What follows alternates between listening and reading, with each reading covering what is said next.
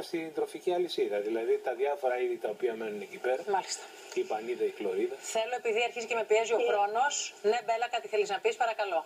Άλλο ένα πρόβλημα με την αρκτική είναι ότι άμα γίνει κάποια βλάβη και το πετρέλαιο διαχυθεί στο νερό, Σωστό. αυτό μπαίνει μέσα στο πάγο και μέσα από το πάγο μπορεί να διαδοθεί χιλιάδες χιλιόμετρα και να παγώσει. Έτσι είναι. Και βεβαίως να πούμε κλείνοντας, το λέγαμε στο διάλειμμα με τον κύριο Πετράκη, Μπέλα, ότι όλα αυτά που συμβαίνουν, κύριε καθηγητά, προχωράνε και έχουν αντίκτυπο πάνω μας. Δεν το αντιλαμβανόμαστε πώς. Ερημοποιείται η Ελλάδα, ερημοποιούνται άλλες περιοχές του πλανήτη, δεν έχουμε καλλιέργειες, δεν έχουμε παραγωγή, δεν έχουμε σιτηρά, δεν έχουμε καλαμπόκι. Άρα, εν δυνάμει σε λίγα χρόνια από σήμερα, όλες οι τιμές αυτών των προϊόντων πάνε στο ταβάνι. Σωστά. Λοιπόν, Μπέλα, σε ευχαριστώ πάρα πολύ. Θέλω να τα ξαναπούμε.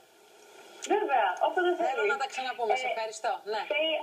Αν μου επιτρέψεις, απλά μπορώ να πω ότι στη σελίδα στο Facebook Help Me Protect Antarctica καθημερινά προσπαθώ να δίνω μικρές οδηγίες που μπορούμε καθένας να κάνουμε, γιατί υπάρχουν πολλά που μπορούμε να κάνουμε, για να έχουμε ένα καλύτερο αύριο στο περιβάλλον. Βλέπουμε τη σελίδα σε λίγο, ναι, Μαρία μου, έλα τη σελίδα. Είναι Help Me Protect Antarctica. Εκεί λοιπόν, το βλέπουμε εκεί, μπράβο. Πρέπει να δίνουμε και κάποια θετική οδηγία. Τέλεια.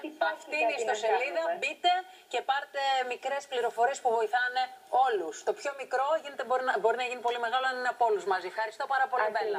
Ευχαριστώ πάρα πολύ.